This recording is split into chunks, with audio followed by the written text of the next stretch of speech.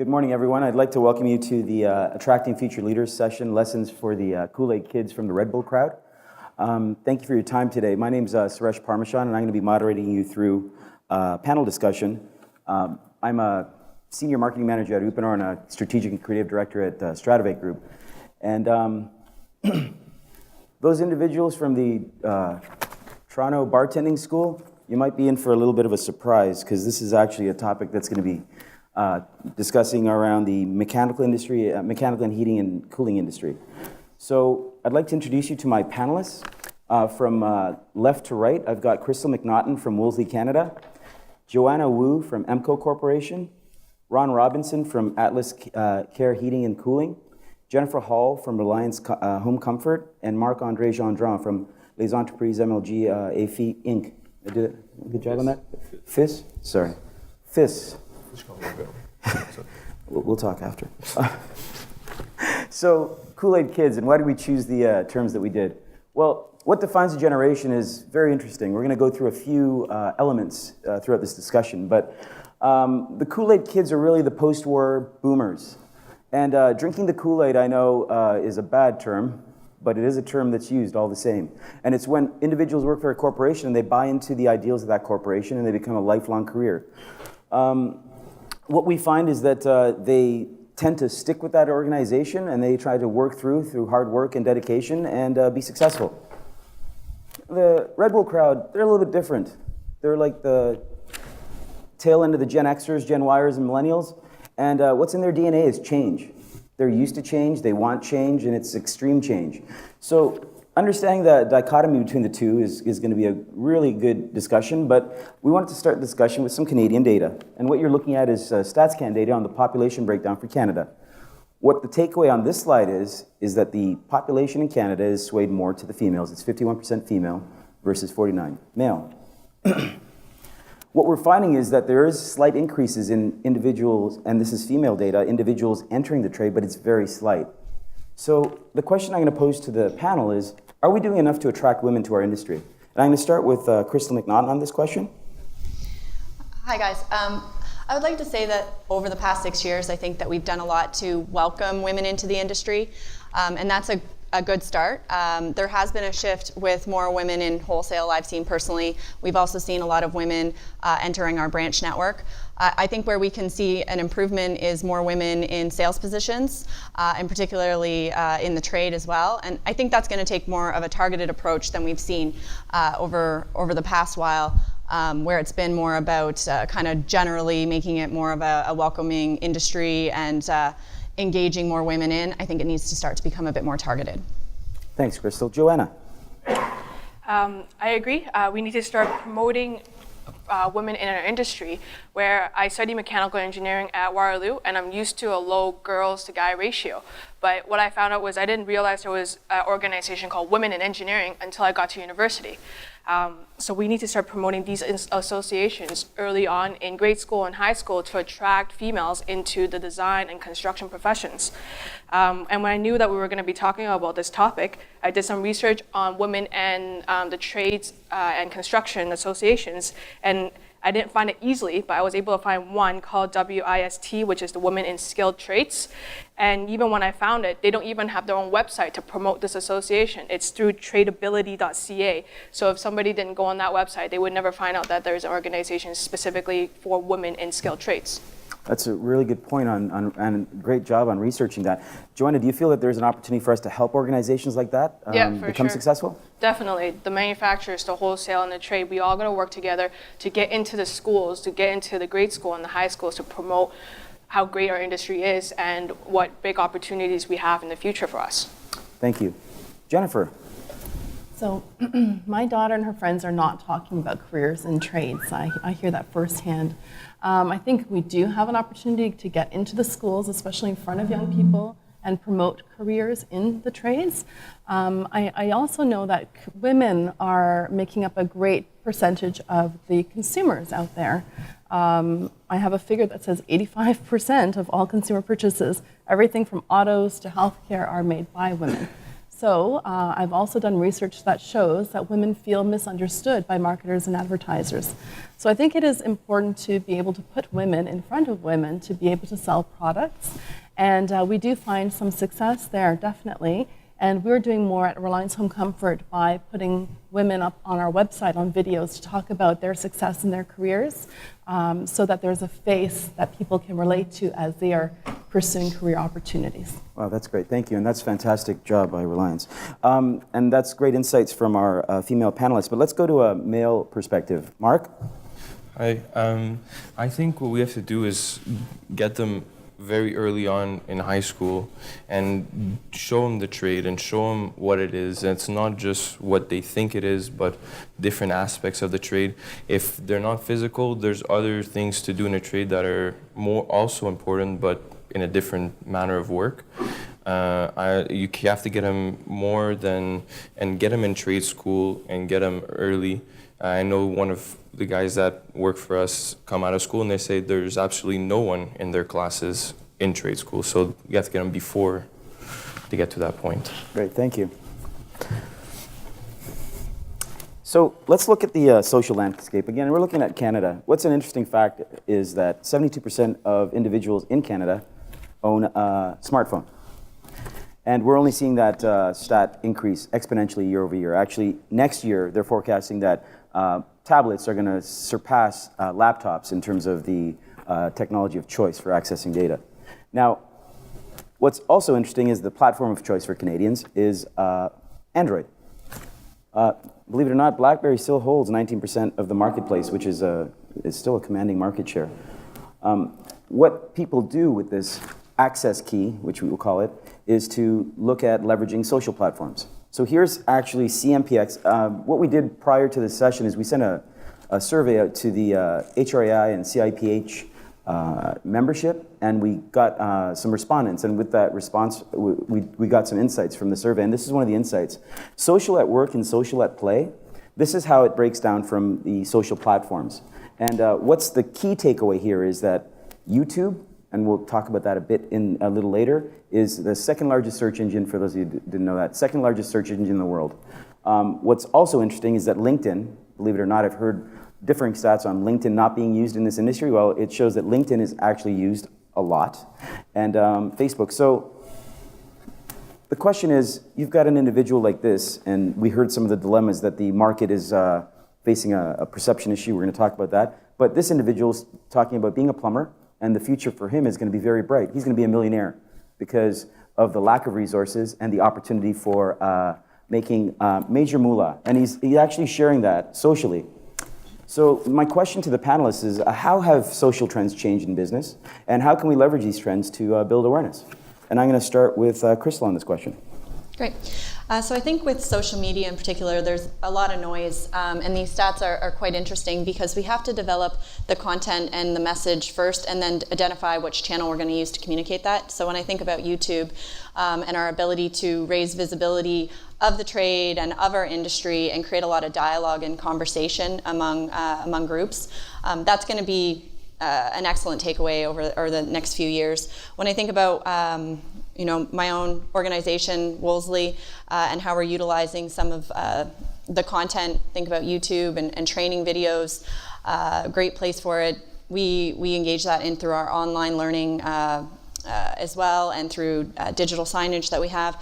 So I think that it's all about creating that content, developing that message, and then how can we communicate that in the best fashion, because I think there's a huge rush to just say, well, everybody has Facebook or everybody has LinkedIn, we need to go out and do that. But we need to talk about what's the objective of that message, and then therefore what's the best place to put that message. Excellent. Great insight, and absolutely the best approach to managing social media. Great job by Wolseley. So Mark, how about your perspective on social? I think social, it's making our industry more aware of what everybody else is doing. I think it's interlocking us more, and it's making our knowledge even bigger.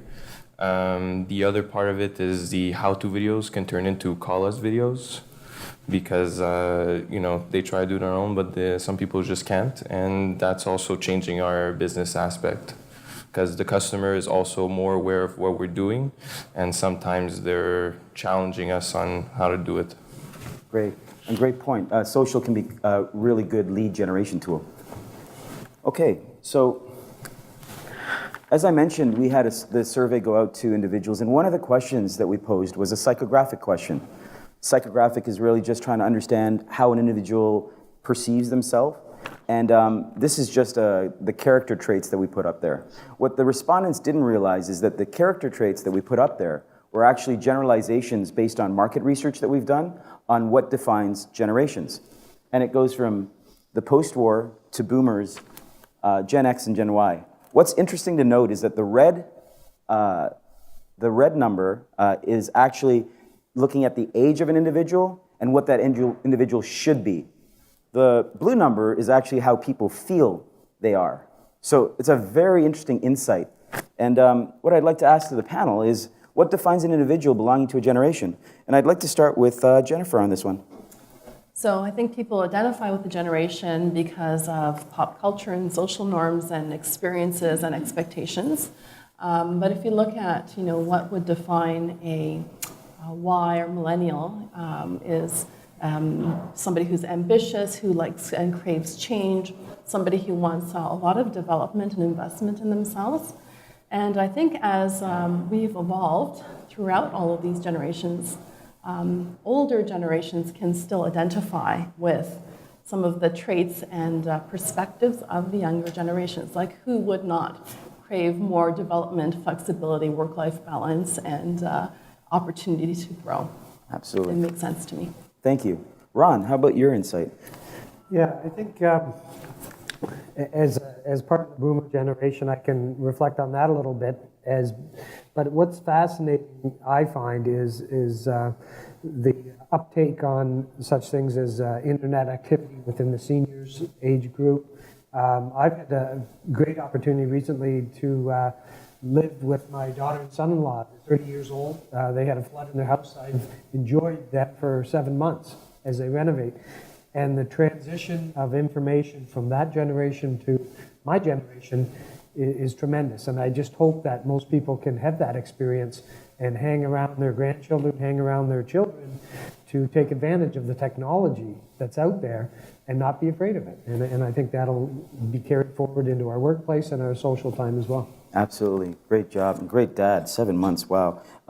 I would have to say that Moses Namer, who's the owner of a lot of media companies, coined the term Zoomer, which is an upwardly progressive boomer. And I got to say that, Ron, you're definitely part of that crowd. Now, I'd like to ask Joanna a question. Yeah, I feel like classification of generations are more stereotype. For example, from your slide, it shows that a lot of people that are classified into one generation doesn't actually feel they belong to that one. So where millennials are typically stereotyped as self-centered, entitled, lazy generation, they would probably argue, or some of them would argue, that they are very humble, ambitious, hardworking, and their ambition to change the world on a global level. No, very good point. What's interesting is that people say that they're self-absorbed, the millennials, because they do selfies a lot. And what the interesting insight there is that they're not self-absorbed. What they do is that's a way for them to unlock their creativity, and they're trying to share.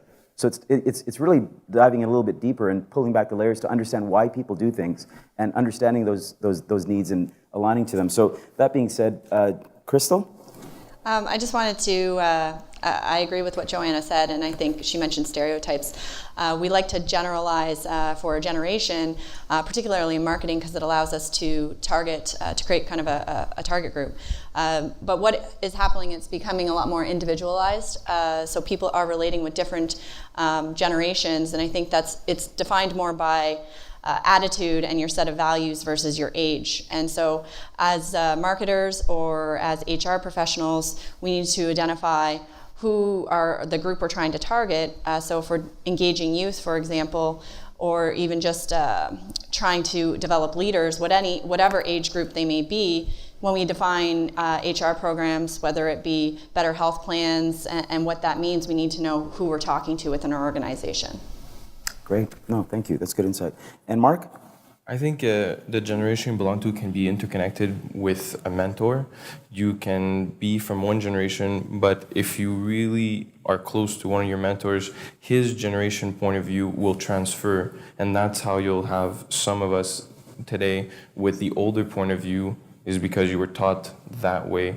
And I think that's what a little bit more we need to continue in our trade, the way that the older generation is doing it needs to carry on, because some of our homes are in that generation. They have that key to that knowledge. Absolutely. No, that's a great point. I love that response, though. And I have a question for you. Is it safe to say, though, that there can be also a reverse mentor program? So while the new tradespeople are going to get the knowledge of and expertise of the trade, the older tradespeople that are tenured can get more of the knowledge on social and some of the other technology from the younger crowd that's coming in? For sure. It goes both ways, and some of the older ones are a little stubborn and they don't want to learn the new way, but a little bit more you'll get to change, and they'll understand more about interconnected systems and how to use it with iPads and iPhones, and that's how it Fantastic. changes. Thank you.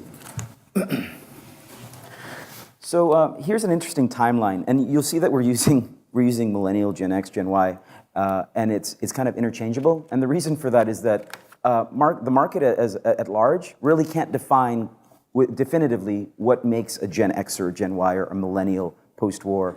So we took a few terms, and from war child to the me generation to Millennial, and we looked at the average cost of a home in that period of time. And we also looked at the average annual income. So just to give you perspective on what these individuals had to grow up in, the war child's home was $4,600, and they were making $2,400 a year. Now fast forward to the me generation that had to grow up in the 80s, and their cost of the home was $90,000, and they were making $22,000 a year. Now, looking at the millennials, they're going up in a time where a house costs $300,000, and those of us that are local, that's on the low end. And the average salary is $46,000. So when they're making decisions in high school as to what to do in their future, that has a huge bearing on what their outcome's gonna be. So here's another slice of data, and it's really looking at the population breakdown. And as you can see, the boomers command a very large proportion of the market. But it's interesting that the millennials and the Gen Zers are as big, if not larger, than that market. So that being said, what are you seeing as the hurdles for engaging the new generations? And I'm going to start with Krystal on this one. I would say that one of the hurdles is definitely cost. When you look at organizations, we can't afford to send everybody under the age of 30 to the next latest and greatest leadership training. So it needs to be individualized. We need to talk to people and know what their motivations are, and identify where they can be mentored, coached, or trained to develop into a future leader. So whether that's formal mentorship programs or informal mentorship, I think that responsibility falls on all of the leaders within an organization to help coach and bring up the next generation and help develop them. Great, thank you. And Jennifer. So Krystal mentioned cost as being prohibitive, and I agree. We invest a lot in training and developing people to be future leaders or even to grow within the organization, yet people are looking for that. And research shows that a majority of the learning that actually happens can be on the job or through mentorship and not necessarily in formal training. So when Krystal talks about mentorship, that's a very important factor for us to consider. We also need to shift our perspectives in terms of the speed of movement, and we do run into conflict where people who feel that they've really had to earn their stripes to get to the position that they're at aren't necessarily willing to embrace the idea of letting people move around quickly and to kind of spoon feed them information. They'd like to sometimes say, you need to figure that out yourself. So that's a culture shift that we're experiencing as we are catering programs to develop young people within the organization. And one thing I mentioned to you is that we have developed a leadership development program at Reliance Home Comfort. We actually have one of our incumbents here at the back. This program moves people around every 6 months. And that has become a bit of a challenge for some people to buy into, because that means they're going to teach somebody a lot of information and then lose them quickly. And that's a pain point for people. But in order for us to engage and retain young people and grow leaders quickly, we're going to have to do that. So that's the culture shift that's happening right That's a great point, great insight, and great job by Reliance, and welcome to the industry and the session.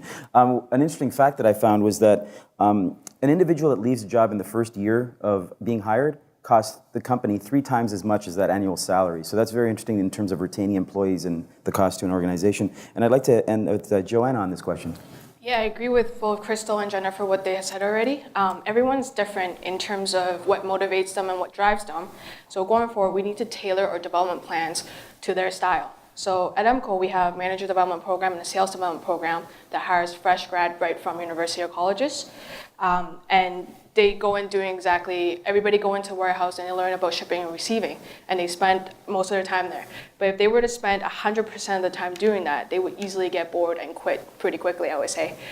So what we do instead, or as well, is we give them projects that are challenging and keeps them engaged, let them see the bigger picture to the business, and let them feel that they're making an impact, a positive impact on our business. So this way, they're engaged and interested, and they want to keep growing within the company. No, all great points. Thank you very much. I had a colleague of mine tell me she was at a talk, and they had an interesting way to summarize the generations and what kind of shaped them. And they said that in the boomers, when they grew up, they were told what they're having for dinner. And the Gen Xers, they were latchkey kids, so they actually had to make dinner. And the Gen Yers and millennials, they're asked what they want for dinner. And what we're going to find is that the next generation, they're going to probably order dinner online. So it's going to be very interesting. We wanted to actually have people conceptualize what's going to happen if all things remain the same in this industry. And if we continue down the course that we are. And we call it Industry 2020. The average age of the industry tradesperson, the skilled tradesperson, is going to be 61. Age impacts the ability for individuals to actually perform the work and capitalize on market opportunities. That's going to have an impact on the labor rate as well. Let's say approximately 30%. Because of the need for the jobs to get filled, you're going to have an influx of unskilled workers coming into the workforce. And then problems are going to be created because these are unskilled workers. And they're going to create issues in install. And guess who the homeowners or the property owners are going to call? The skilled workers to fix the issue. Well, this is just going to perpetualize everything. And what's going to happen is that the skilled workers are going to become firefighters. So think about that as an industry. And I'm going to ask the panel, what are the pitfalls of this scenario really playing out? And I'm going to start with Marc on this one. The pitfalls is going to be your $1 million plumber is going to be exactly that. And I find that it's going to make our lives harder to really get the consumer to trust us again, because all of the bad installs are going to happen. It's going to be hard to bring that customer back and to let us help them out in the future. And I think that's going to be a real problem. Yeah, no, fair enough. Thank you. And Ron. Yeah, I can see this playing out almost already. It's a projection out there a little bit, but some of it's playing out already. I think it is somewhat preventable to a point if we all act soon enough. We really have to look at the more veteran tradespeople out there, identify the ones that are good trainers, good coaches, good mentors. Some are not, and they will be dismissed from their workplace. If they're not going to be in a position to share their knowledge, share their experience, they're going to be dismissed, and no one wants that, and they have to take that knowledge and transfer it. We also have to look for the real keen young men and women coming into the industry and impart upon them all the information we can. So I think it's early stages, but I can see that playing out. We don't want to be firefighters. We want to make sure that we can ride off into the sunset knowing that our industry is in better place with the young people involved. And I'm always, as a small company owner in the past, I'm always passionate about the customer. The customer is who we're all in business for, and we don't want the prices to go skyrocketing because of our problems within the industry. And as soon as you have a imbalance between the work being done and the amount of manpower to do it, or woman power, then the prices do go up. So we have some time to work on that, and I think we will. Great. I like the ending of your story. Go ahead, Krystal. I just wanted to add, because I think what Ron said was fantastic. It takes the entire industry to recognize it and start to change that, because it's going to create a downward spiral. So we talk about firefighters and then we talk about mentors, but if we're in a firefighting mode, then we're not going to take the time to mentor, and it's only going to get worse. So we're in a position where we need to recognize that and improve it before it gets too bad. Absolutely. Thank you. There's a I totally agree with you, but the problem that we, sorry, am I not done? No, stand up. The problem I think we're seeing in our company is that with the Ontario College of Trades, which is perfect, however, with the ratios, you have veteran technicians that are willing to train and mentor, but because of the strict ratios, you cannot bring in the youth in order to train them. So to me, I think that ratio has to be adjusted. Absolutely agree with him. That's a great point. Thank you. Sorry, and your name was? Barb. Barb? Thank you. And Jennifer? Barbara, you talking about the 2-to-1 ratio for a skilled tradesperson to apprentice? Exactly. Okay, so. And 5 to 3, 7 to 4. Okay. It's crazy. So we experience a shortage in some of our markets. We're having some challenges. Some of our markets don't actually have a school that teaches the gas fitter license anymore. So when we want to hire in those markets, we either poach from contractors that we also rely upon, or we have to hire people from different markets and relocate them. And that poses other challenges because people aren't always happy in a new location. You spend the money to move them and they don't always stay there. So there are definitely significant challenges that we are starting to experience. We also look at our impending retirements, and there are a high number of them.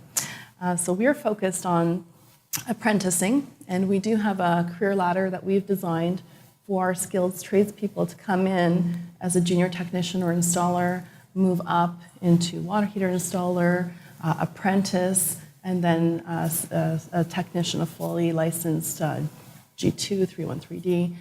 But what we actually have is support. So we will support them in terms of getting additional accreditation. We will also provide them with time in the truck with a senior to learn. So that's something that we have to do to develop people up through the pipeline so that we have that talent pipeline full. And we do see the challenges. We're working on them, and it's not perfect yet. That's great. Thank you very much, and good foresight on your company. So, new leadership paradigm. What we're going to show you here is the traditional view and the new age view of leadership. Because in the past, leadership was thought to just influence, nothing more, nothing less. The new age view is that leadership is a process of influencing others. It's really trying to create a collaborative environment so that the resources that you have can really unlock their full potential. And here's just some words that kind of define those two paradigms. You have those leaders that were like management by objective, hierarchical, you need to do this, and this is why you need to do it, versus a new age view, which is very holistic. And holistic in the sense that you're managing the resources and you're helping eliminate boundaries and hurdles so that these individuals can just grow and flourish. And as a result, your organization or your company and the individuals will be productive and grow as well organically. So the traditional views really just meet business objectives, and I talked about the positive change.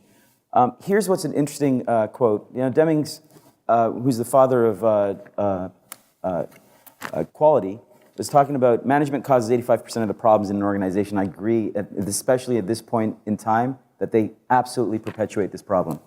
And I talked about the cost of losing an employee. So the question I have to the group is, how is the new leadership paradigm going to impact this industry?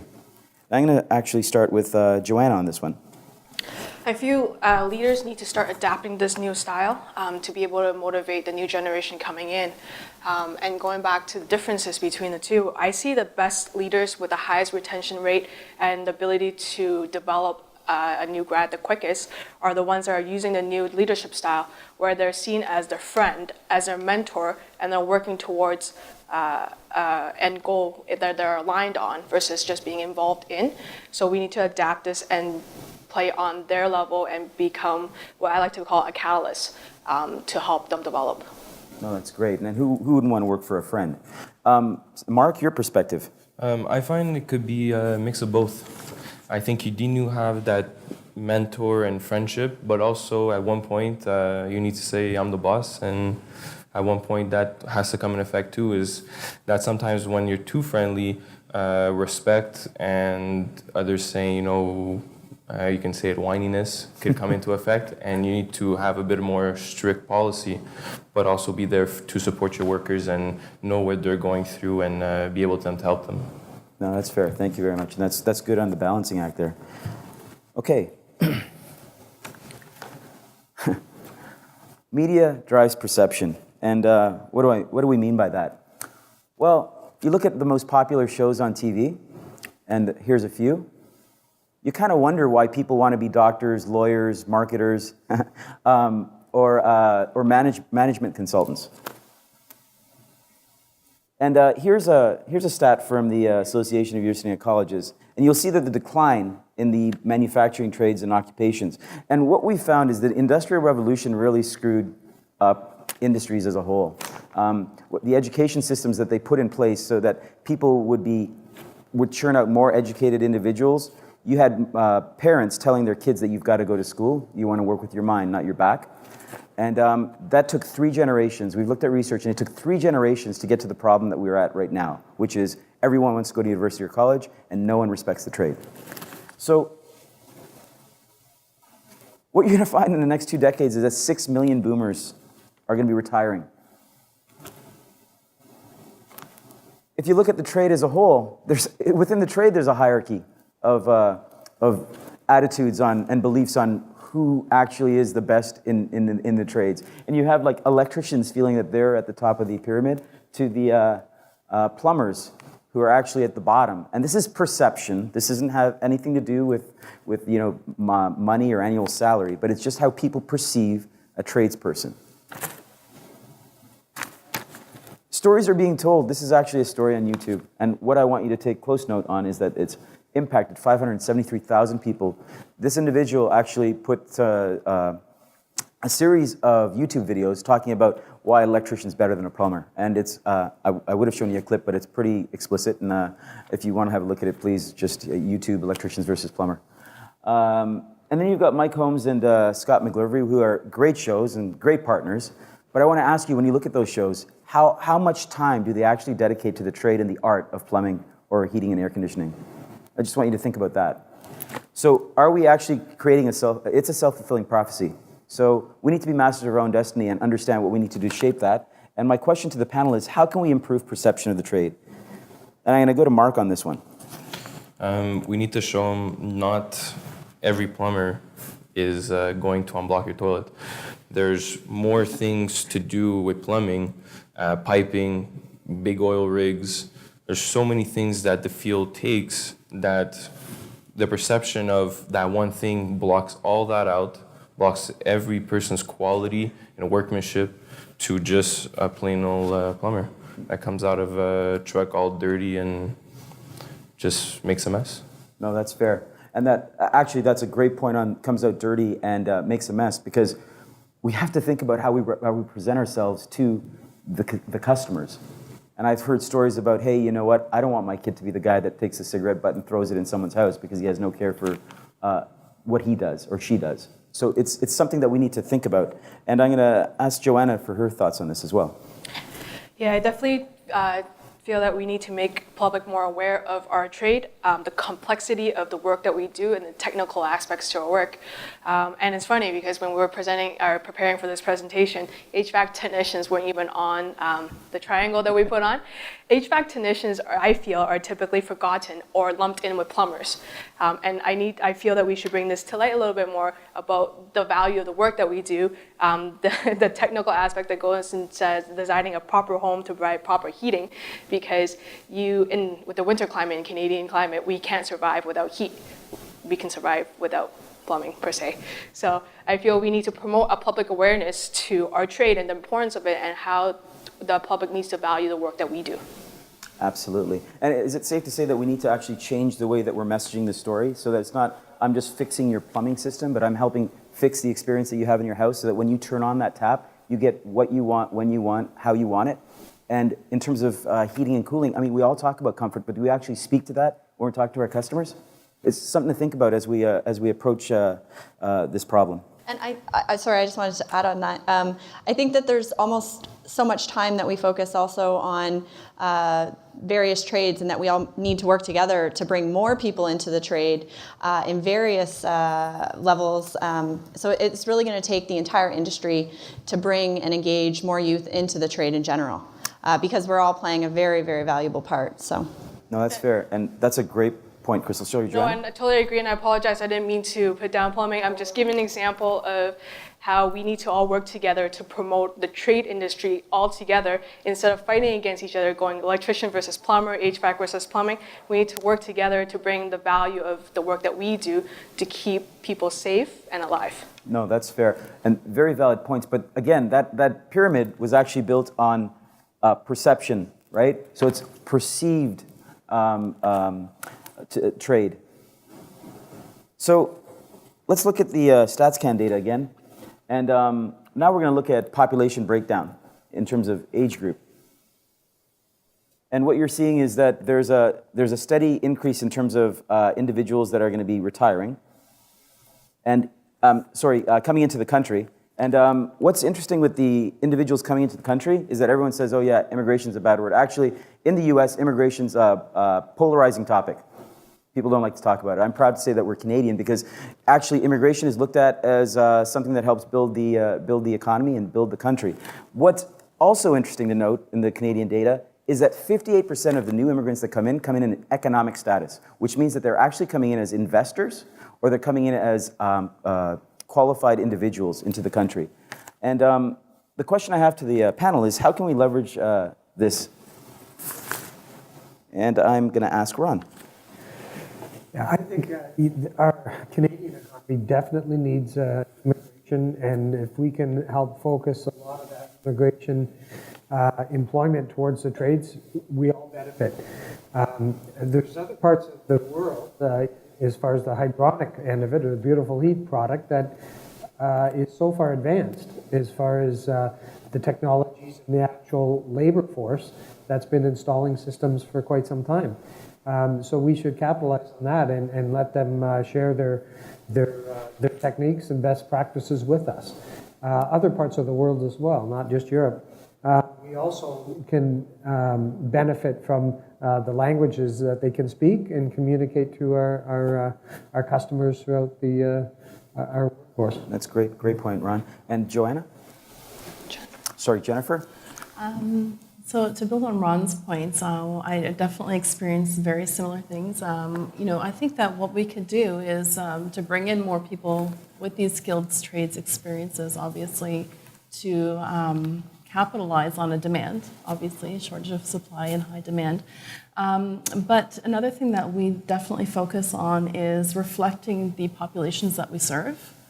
And having had a background in retail within human resources, that was a very big focus. A retail store would hire people to reflect the community that they served, because when you come into a store to buy a television, and there happens to be somebody with the same nationality, same background as you, and can speak to you in your mother tongue, it is very beneficial in terms of making that sale. Similarly, we've opened up new branches in the GTA, highest multicultural rate, I think, in the world. And we find that, we reflect the communities that we serve. So we opened a branch in Richmond Hill, and we find that hiring people with an Asian Chinese background who are able to speak Cantonese to the homeowner is extremely beneficial for us to capitalize on that market. Absolutely. So it is actually a very good strategy. And I think that predominantly in the trades, we tend to see a very limited spread in terms of the demographic that we have. That's fantastic. And coming from an HR background, Jennifer, I have a question for you. We're not only talking about trades jobs for this industry. There's a myriad of jobs that are required, from people in the office to trades to support staff. Wouldn't you agree? Absolutely. So it's not only the skilled trades, but we have the salespeople, the finance people, the HR, the IT, everything is comprised. Every trade organization on a larger scale has all of these different departments.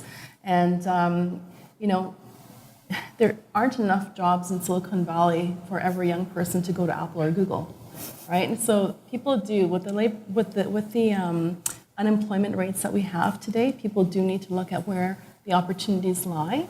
And trades may not sound like the sexiest place to work, but there's real opportunity for growth and development, and I think that is sexy. Absolutely. Thank you. Joanna? I totally agree. In this industry, there's tons of opportunities, and there's less or more competitive in more the glamorous industry with consulting and with tech. And adding diversity to our companies and organizations in our industry is only going to benefit us, because then we can target all the different audiences and bring value what they see valuable. Great. No, good point. Okay. Looking at this data again, it's infamous data, and we're looking at the breakdown on age. And I guess the question that we have is, what age group do you feel can drive change and why? And I'm going to start with Ron. I believe the boomer generation, those that are involved with company ownership, management, can drive it, and I think it needs to be changed.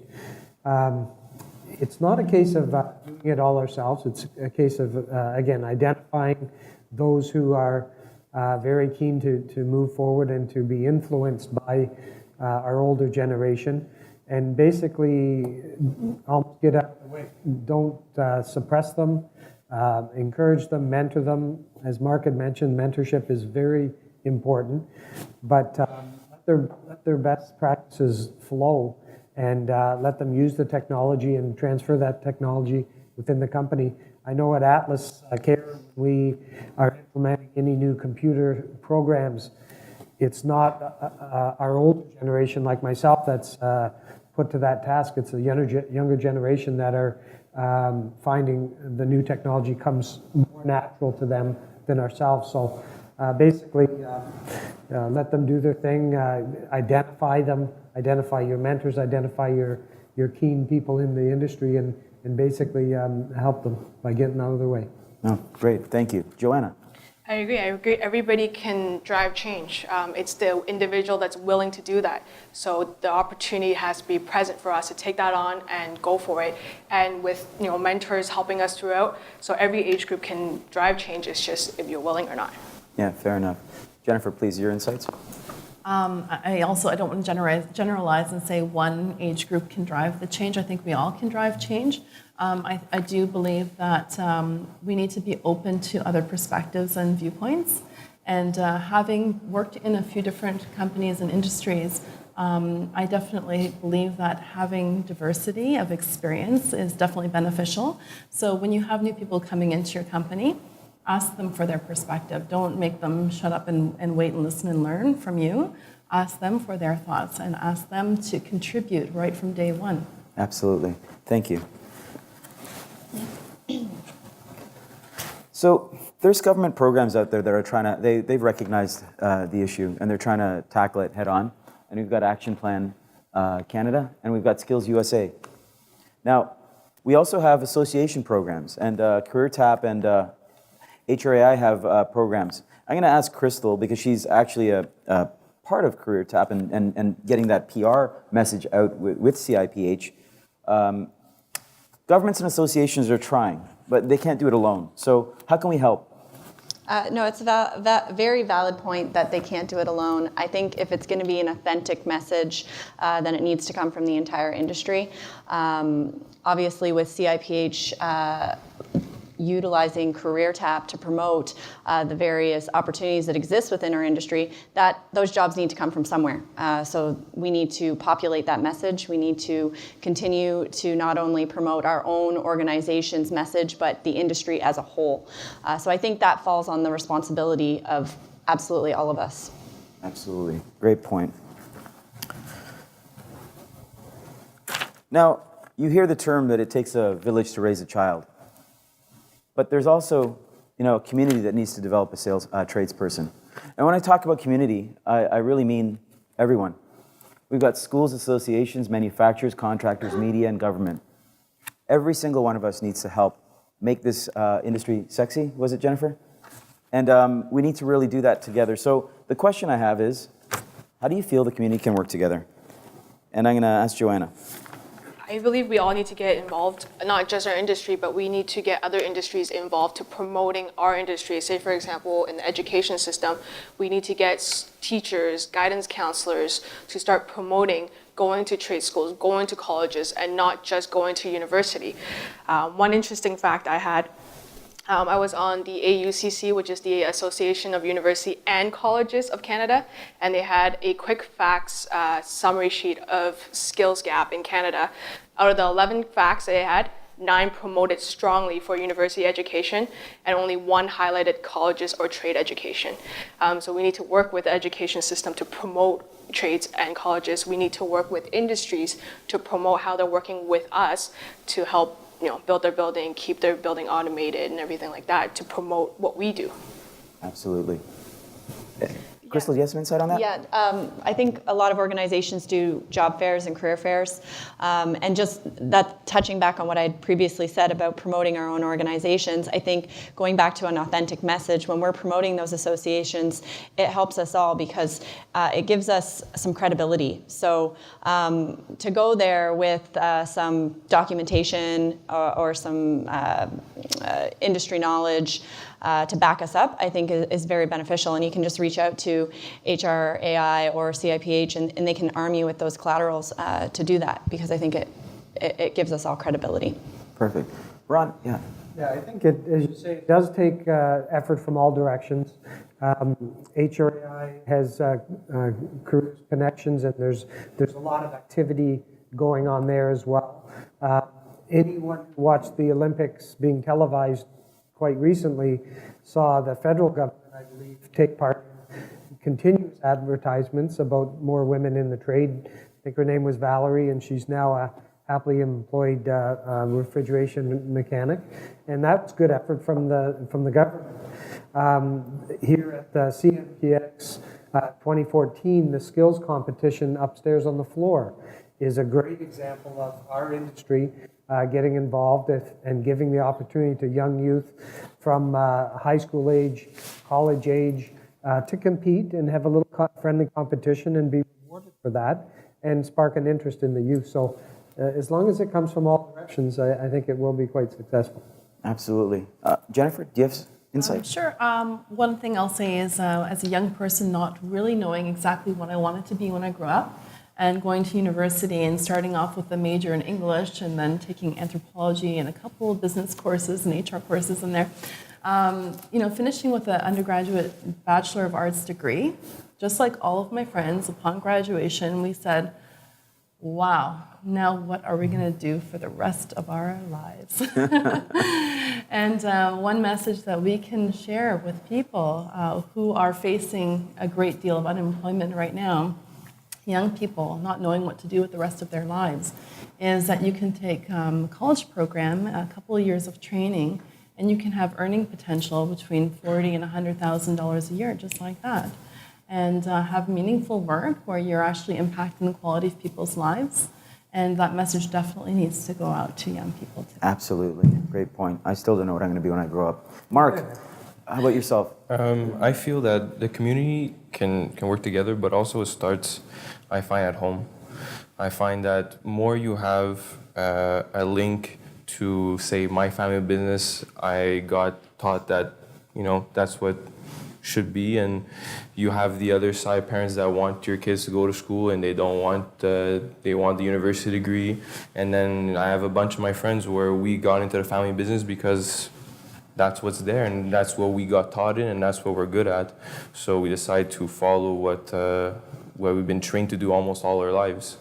Absolutely. So that's the other way. Good job on you and great job on your dad for getting in the business. Please, go ahead. Do you have any thoughts on the culture clash between Steve's notion of some of the high school people that are coming in with low education into the trades? Now you've got this great surplus of university-grade education people that are going to be thrown into the trades to help fill in, and you have this culture clash between the two. No, that's a very good point. And sorry, your name? Alex. Alex, that's a very good point. It's absolutely going to be a culture clash. I think it can be, if done effectively, done complementary, so that the two kind of complement each other. But it's recognizing the opportunity and seizing the opportunity. And I'll pose that question to the panel. Anyone? I think it's about respecting each other and what everybody can bring to the table. And whether you grew up wanting to be a plumber or a HVAC technician or whatever skilled trade, or fell into it after the fact, it's all about mastering the craft and becoming excellent at what you do. And we always focus on people who are technical experts. So you can bring, whatever you bring to the table is definitely an asset, but developing that expertise. Absolutely. Please. Barb? Also the same thing is that I find that tradespeople, typically tradespeople are seen as the burnouts. And our son is in the HVAC. We own a company, but even for him to go into the trade, he was a little embarrassed because he thought if he didn't go to university, he wasn't as good as his friends. And I think this whole stereotype is a plumber as a crack, the plumbers, but it's a bad stereotype, and I think there has to be more respect for the tradespeople. And yes, you can go to university and come back and go to college, but that perspective at the high school level and the trade itself has to change. Absolutely, great point, and good job for you on getting your son into the trade. Yeah, I don't just perspective on it. I think it's the labeling of trade may need to be changed to something like applied technology or something like that. That's a great point. You get rid of the old trade and everything that goes with that, and you look at it, it's an applied technology. You're taking all this stuff you learned in engineering school, and you're actually putting it into practice and seeing it work in front of you. So I don't know, that's just kind of a suggestion for the general industry and the industry associations. Maybe it's time to take a look at that old label. And a lot of industries do that. They change it. It may be the same old Cheerios, but it's got a new name on it and then new sexy appearance. And maybe that's what we need to do. It's, the trade's got a certain image with it. Change the image. Call it applied technology, whatever. Take it and teach the university people that this is a practice of what you learned. You learned all this stuff in engineering school. There's no engineering jobs as such in theoretical perspective, but there's all these applied jobs where you can take this theory, make it work in somebody's house or apartment building and so forth, and really get the benefit of seeing what you've done coming to fruition and be something useful for society. And it's fulfilling. So, sorry, and your name was? I'm Brett. Brett, can I ask, are you, that's great points by both, are you involved actively in the associations? Oh yeah, I'm involved in several of those. Because those points are very valid. We can really help change. Sorry, Mark, go ahead. Also, the point about school and stereotype is very important. And I guess from the age you put there at the end of the baby boomers in the last years there. But when I went to high school, you had trade programs in the schools. And now they've taken that all out. All high school have taken that out. So the kids that go to high school don't touch the trades during their year or a third of the year, whatever it was, programs. So they're coming out of high school with a general high school degree, and they're moving on. And they haven't got the feel to say, hey, I'm working with wood here, I like that. Maybe I should go into that business instead of going to university and college. Absolutely. And that's maybe the first mistake that our school system has done to prevent people from coming into the trades. Absolutely, great point. And again, it's up to the community to help change the Board of Education's perception on what they need to do as active participants in this problem. Sorry, yes, please. And your name? My name is Mitch, and I'm with Franklin Electric, but I'm also on the Canadian Association of Pump Manufacturers. And what we've done at the CAPM this year is actually provided 2 small grants, but we've chosen 2 colleges to reward best-in-class plumbers, pump installers type thing. So we're actually creating awareness and financial rewards for the trades. So I think if we're doing it as a pump association, but if other industries created more funding for rewards for best-in-class in those trades, we get more awareness. And the second point is, I don't think that colleges are doing enough in terms of marketing the employability of the people that graduate from their programs. Because there's a lot of kids coming out, and I've got kids in university and college right now, and when you come out with a bachelor's degree, how employable are you versus a technical trade? And I'm also from the generation in high school, if you came out, the salaries were very low. When I was a graduate from high school, today the income potential for trades is far greater than it was back in the day. So I think those 3 things would be important in terms of takeaways from you. That's a great point, and thank you, Mitch. I failed to mention to the audience that we are videotaping this session. We are going to practice what we preach, and we're going to have it shared socially. I ask that if anyone else, and Mitch, we'd love to have your story. At the end, we're going to do a session for anyone that wants to share their story. We'll tape it, and then we'll not only give you the video to share with your community, but also post it on our forums as well.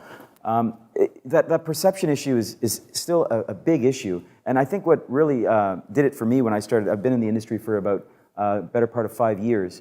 I've never seen more exotic cars being owned by tradespeople versus the guys that I know that are in post-grad and actually some doctorates that don't have the kind of status and lifestyle that some of the tradespeople do. I mean, I think we need to take that and market it to the masses.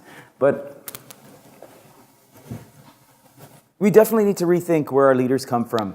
And we talked about leadership as a whole, and it's not only the young, it could be mid-career change. There's a variety of people that we can bring in to fill the gap and really change this market positively. So what's next? And I want to share with you some case studies that we found, and this is ATS. It's an American company, and they do manufacturing engineering, a lot of applied jobs for them. And what they've done is something similar to what you talked about, Mitch, which is they have, for the local high schools, they give a grant to any high school kid that wants to actually go into the trade, $1,400 to start in the trade. They also went further to that and they have a military program that for individuals that are coming back from overseas that need to now find a fulfilling job, they're getting them into the trade and doing a transition program to help them with that. That's leadership. Now, the government of Canada also has relocation programs. So those individuals that are coming into the country that actually meet our skilled needs or they want to get trained, they're locating them into the areas that are of the greatest need. So I think the government is being responsible on how to manage resources, and good on them. And then there's also others, and this is